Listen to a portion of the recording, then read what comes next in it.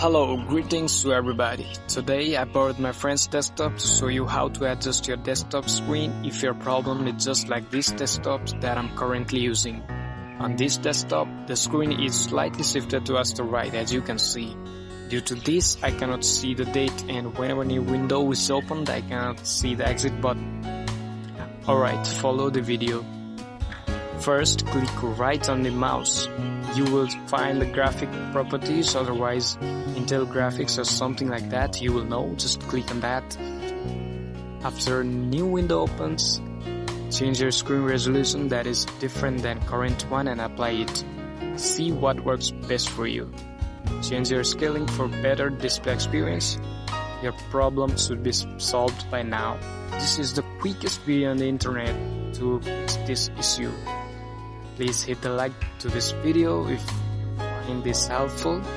Have a good day. Thank you.